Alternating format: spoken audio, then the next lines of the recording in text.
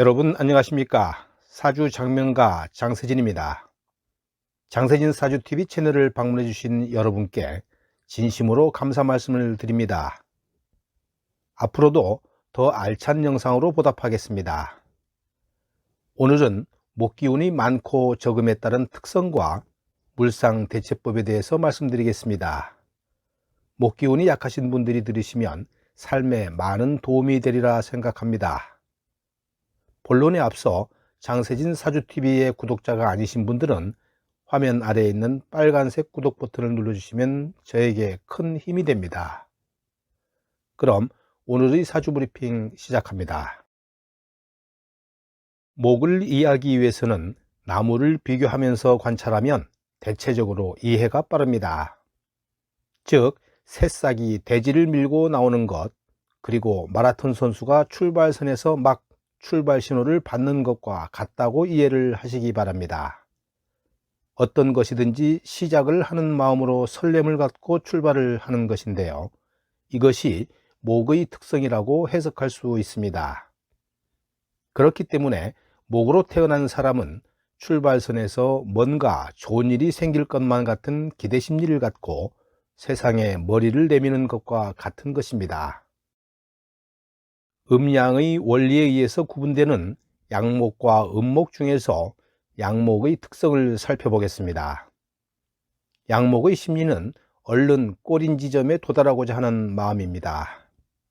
목적지를 설정했으면 무슨 일이 있더라도 그 목적지를 향해서 접근을 하려는 마음뿐이라고 해석을 할 수도 있습니다.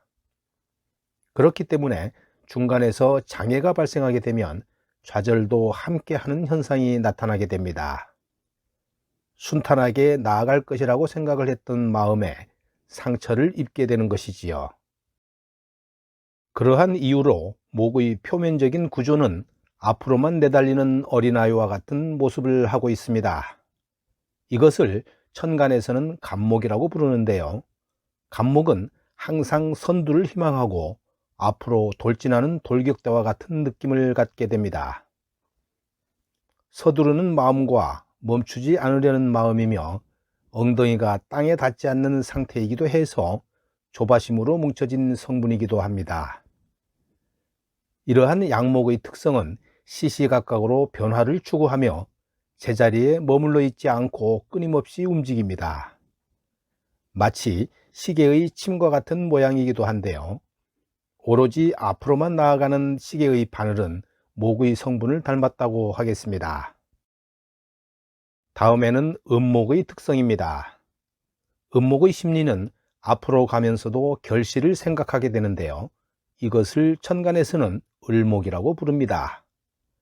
표면적인 목은 전진만 하고 내면적인 목은 전진을 하면서 꺾이지 않도록 힘을 쌓는 방향으로 나아가는 것으로 이해를 하면 됩니다.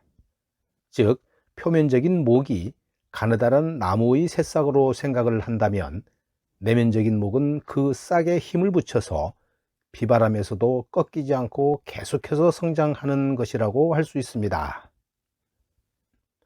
비록 나무의 싹이 연약하더라도 음목이 뒤에서 받쳐주게 되면 굵은 아름드리 나무로 성장을 할 수가 있으므로 이러한 것은 나무의 내면적인 심리에 의해서 가능하다고 봅니다. 이렇게 양목과 음목을 구분해서 설명을 했는데요. 목의 성격을 함축해서 말씀드리면 목은 기본에서 벗어나지 않으면서 자신의 욕망과 명예를 추구하는 유형입니다. 그리고 뻗어나가려는 활동성을 가지고 있고 땅에 뿌리를 둔 안정감이 있습니다. 목의 본성은 어질인으로 예절과 도덕을 상징이기도 하며 꼼꼼하고 치밀한 것에는 흥미가 없고 단순하고 솔직합니다. 시작을 잘하고 매사에 앞장서는 진취적이고 적극적인 사람입니다. 그래서 전체를 넓게 관조하고 이해하며 적재적소에 배치하거나 큰 틀에서 구조화하는 데 탁월합니다. 이러한 목의 특성이 명주에게 미치는 영향을 살펴봐야 하는데요. 이제는 목이 많고 적음에 따른 성향을 분석해 보겠습니다. 먼저 목이 과다한 경우인데요. 즉 목이 3개 이상인 경우의 성향을 살펴보겠습니다. 목은 미래지향적인 특성을 갖고 있지만 과다한 경우에는 복잡하고 섬세한 것을 싫어하며 독립적이고 자유로운 것을 좋아합니다. 지배받고 규제가 많은 직장을 거부하고 자기 사업을 하거나 자유로운 직장을 선호하는데요. 일반 직장에서는 잘 견디지 못하며 다른 직장을 찾거나 독립합니다. 또 의욕이 왕성해서 시작은 잘하지만 다른 오행의 부족으로 인해서 끝까지 이어가지 못하고 중도에 포기하는 일이 많습니다. 그리고 주변의 의견을 무시하고 무엇이든지 자기 뜻대로 하려고도 하고 생각만 하다가 시작도 못하는 경우가 많은데요. 그런 결과로 인해서 작은 어려움에도 크게 좌절하고 쉽게 포기합니다. 이들에게 적합한 직업으로는 공무원, 교사, 교수, 세일즈맨 등입니다. 이번에는 목기운이 발달돼 있어 적당한 경우라고 하는 목이 2개인 경우입니다. 이는 목기운이 알맞은 경우로 모든 상황에 맞추어 일을 잘 진행하는데요. 정확한 때에 일을 시작하고 현실에 맞게 행동으로 실천합니다. 어떤 일이든 한 번 더 생각해서 판단하고 실천하는 타입이기 때문에 무리하지 않는 한도 내에서 결실을 맺습니다.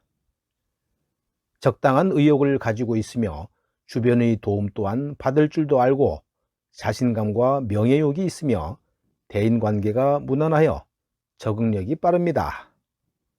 생각과 소신을 자신 있게 표현하고 꾸준히 목표를 성취해 나가는 순수한 성격을 가졌으며 집중도가 높습니다.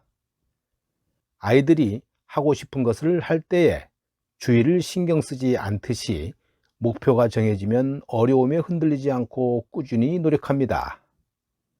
목이 적당한 명주의 직업으로는 정치인이나 공무원, 법조계, 방송인, 기자, 교사, 역사학자, 사무직 등에 잘 어울립니다. 이번에는 목이 약한 경우로 목이 하나도 없거나 하나 정도인 경우입니다. 목이 적으면 생각은 있을지라도 의욕과 목적의식이 없어서 뭔가 시작할 때 망설임이 많고 시간 소비가 많습니다. 가끔은 계획성이 없이 즉흥적으로 행하기도 해서 실수가 되기도 합니다. 스스로 시작하기를 주저해서 의지박약으로 보일 수도 있기 때문에 이렇게 목이 적은 경우는 일단 저지르는 적극성이 필요하다 하겠습니다. 참고로 사주원국에서 목이 없거나 고립되어 힘이 약할 때 대운에서 화, 토, 금을 만나면 목이 심하게 공격을 받아서 목과 관련된 질병이나 교통사고 등이 생길 수 있습니다.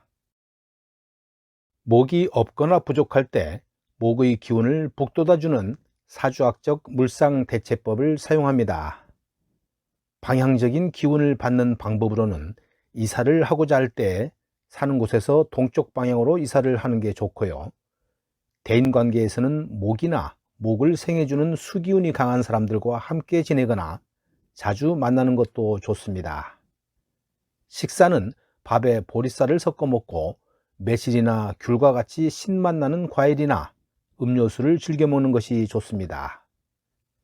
색상적인 면에서는 푸른색 계통의 옷, 인테리어, 가구, 가전 등을 늘 옆에 두는 것이 좋고 숲이 그려져 있는 나무 액자도 아주 좋습니다.